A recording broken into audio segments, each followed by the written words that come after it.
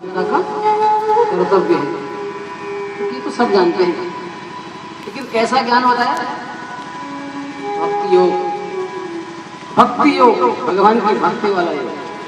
अरे खाने आजकल की पढ़ाई क्या है? आजकल क्या सिखाते हो? बेटा पढ़ाई कर, नौकरी लगी, तो नौकरी तो लगी जाएगी, साथ साथ अपने बच्चों को भक्त बनाइए। माता शत्रु पिता वैरियेन बालो न पाठितः न शोभते सभा मध्ये हंस मध्ये बको यथा। इस प्रकार हंसों के बीच में कौवा अलग दिखाई देता है ना, उसी प्रकार ऐसा बालक जो भक्त न हो, जो ज्ञानी न हो, तो मनुष्य के बीच में अलग दिखाई देता है। क्योंकि बच्चों के विषय में बात आई ना, तो गृहस्थ के हमारे शास्त्र बड़े नियम बताता है कि अगर आपको अपने बच्चों को सुधारना है, अपने परिवार को सुधारना है, तो बचपन से ही ज्ञान दो। लालये 5 वर्षाणि 10 वर्षाणि ताड़ये प्राप्तेषु 16 वर्षे पुत्र मित्रम तुमाचरे। चाणक्य कहते हैं कि अपने पुत्र को, अपनी पुत्री को 5 वर्ष तक, जब तक बच्चा छोटा है ना, जब तक 5 साल का है, उसे मत मारो, उसे मत डांटो, क्योंकि वो अभी संसार को नहीं जानता। लालये 5 वर्षाणि, और उसको प्यार करो, लालन करो, पालन करो। 5 वर्ष तक बिल्कुल मत डांटो, बिल्कुल मत मारो।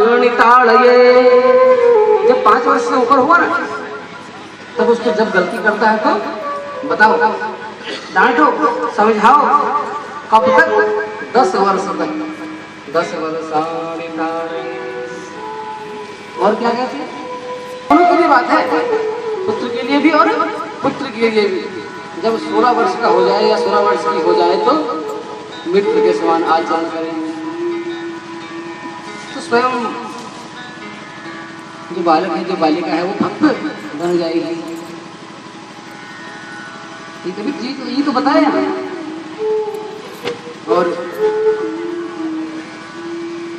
इसी प्रकार की कथा ध्रुव ने अपनी माँ से सीखी। जब जंगल जा रहा था, सोनकादि 88,000 ऋषियों ने पूछा ऋषियों से, किसकी पूजा करनी चाहिए, कौन श्रेष्ठ है?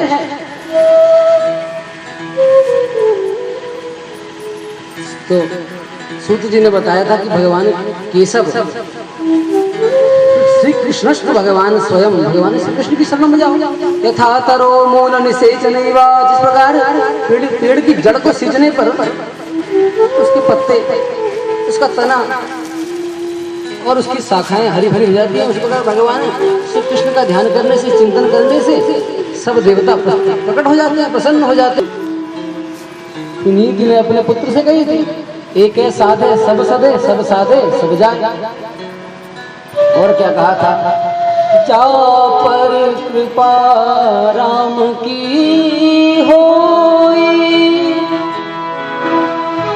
ता पर कृपा करही सब कोई। बेटा, अगर तेरे ऊपर राम कृपा हुई थी, नारद जी आ गए थे।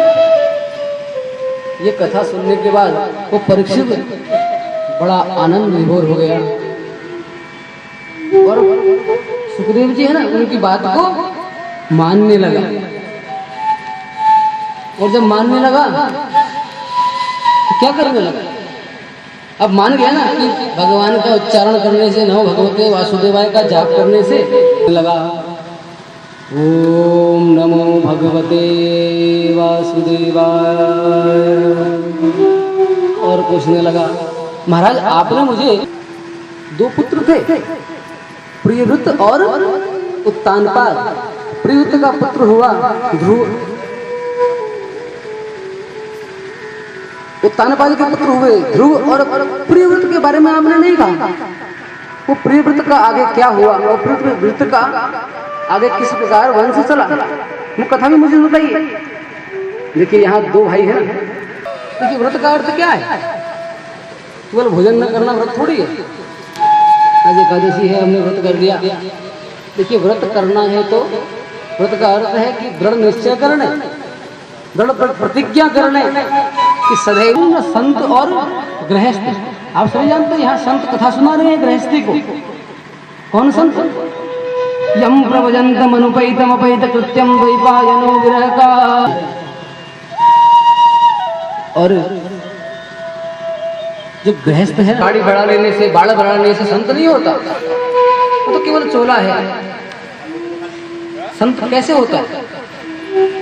संत मन से होता है, मन से। कल आपने सुनी परोपकार पुण्याय पापाय दश पुराणेषु व्यासस्य वचनद्वयम् परोपकार पुण्याय पापाय परपीडनम्। इस कथा में अगर दृष्टांत न हो तो कथा समझ में नहीं आती, और कथा को समझना है दृष्टांत सुनना आवश्यक है, तब कथा समझ में आती है। देखिए हम सब गृहस्थी हैं तो हम कभी कभी सोचते हैं ना महात्मा श्रेष्ठ है या गृहस्थ श्रेष्ठ है। एक बार की बात है, एक राजा जी थे। वो राजा जी के मन में संशय था कि गृहस्थ श्रेष्ठ है या सांसारिक जीवन श्रेष्ठ है, किसको श्रेष्ठ कहा जाए। ऐसा सोच विचार कर रहे थे, अपने गुरु के पास गए, कहा गुरुदेव मुझे ये जानना है कि गृहस्थ श्रेष्ठ है या सांसारिक जीवन श्रेष्ठ है। गुरु जी का कोई तेजो वारिवतां यथा विनिमयो यत्र सर्गो निशां ताम्ना स्वेद सदा निहस्तकुहकं सत्यं परं धीमहि। ये संसार असत्य है लेकिन फिर भी भगवान की माया से सत्य प्रतीत होता है। जो राजा है ना, अभी तक कहता था कि संन्यास आश्रम श्रेष्ठ है, गृहस्थ आश्रम श्रेष्ठ है। अब जब जंगल में गया, जब एक सुंदरी को देखा तो मन में विचार आया कि आप शादी कर लेनी चाहिए। माँ या जो है ही नहीं लेकिन सत्य प्रतीत होती है कुछ नहीं लेकिन लगता है बिल्कुल सच है। हे सुंदरी, हे देवी, जो को शिवरारोहे, तुम जो कोई भी हो, जो कोई भी हो, अप्सरा गंधर्व नाग, जिस जाति के भी हो, मुझसे विवाह कर लो। यो को शिवरारोहे भामिनी भव, मेरी पत्नी बन जाओ। जब ऐसा कहा ना तो जो स्त्री है, जो देवी है, उसने एक शर्त रख दी। कहा राजन मैं आपसे विवाह कर लूंगी, आप तो राजा हैं, मैं आपसे विवाह अवश्य करूंगी, परंतु एक शर्त है। राजा का बताओ। तो ये देखो यहाँ पर आग जली हुई है, जहाँ वो सुंदरी है उसके पास में आग जली हुई है, और आग जली हुई है उसके ऊपर एक बहुत बड़ा कड़ाहा रखा हुआ है और उसमें तेल उबल रहा है। कहा राजन अगर इसमें 5 बार डुबकी लगा दोगे ना तुम इससे शादी कर लो। माया, देखो माया। राजा सोचने लगा हो सकता है ये माया हो, ये सत्य ना हो, तो मेरी जांच तो नहीं हो रही। जांच करता हूँ। राजा ने अपनी उंगली डाली ना उसके अंदर, हाथ जल के बाहर आया। कहा बाप रे बाप, इसमें कौन काम कर पाएगा, ये तो मेरे को मारने की तैयारी कर रही है। कहा अब मैं विवाह नहीं करूंगा। आगे बढ़ गए, आगे बढ़ गए तो आगे एक महर्षि तपस्या कर रहे हैं, एक तपस्वी अपने ध्यान में मग्न है। राजा उसको तपस्वी के पास गए, प्रणाम किया, वंदन किया, चरण छुए और कहा महाराज। राजा जी को बताओ राजा, राजा स्वयं भगवान का एक अंश होता है। कहा राजन बताओ तुम्हारे मन में क्या शंका है। राजा ने कहा महाराज मैं विवाह करना चाहता हूँ। कहा बिल्कुल अच्छी बात। जब ऐसा कहा महाराज एक शंका है, मुझे एक में तेल उबल रहा है उसमें 5 बार डुबकी लगानी है, अगर डुबकी लगा दी तो वो कहती है विवाह कर लो। महात्मा ने कहा इसमें कौन सी बड़ी बात है, डुबकी लगा लो। कहा महाराज मैंने उसमें उंगली डाल कर देखी और वो तुझसे शादी कर ले तो मैं तुम्हारे बदले डुबकी लगाने को तैयार हूँ। महात्मा तैयार थे। महात्मा आए और महात्मा ने जल्दी से कढ़ाई में डुबकी लगा दी। एक डुबकी, ओम नमो नारायण, ओम नमो नारायण, तीसरी डुबकी, चौथी, पांचवी, और बाहर आकर कहने लगा वृंदावन बिहारी लाल की। देखिए सन्यास कितना श्रेष्ठ है, सन्यास संत श्रेष्ठ है। मेरे ऊपर कितनी कृपा करी, मेरे लिए उस तेल से भरे कढ़ाई में डुबकी लगा दी। और बताओ अब मेरी शादी हो गई, राजा का विवाह हो गया, अपनी नई नई पत्नी के साथ जाने लगा। लेकिन घनघोर जंगल है,